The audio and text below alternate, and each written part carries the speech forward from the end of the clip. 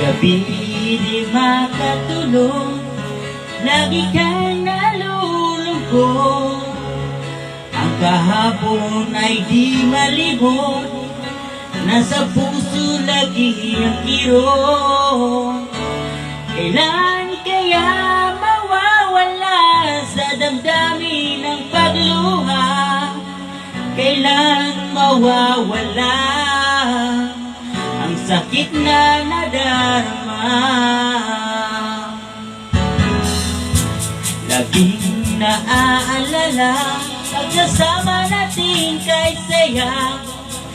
Kapag tayo'y magkasama, parang langit ang nadarama.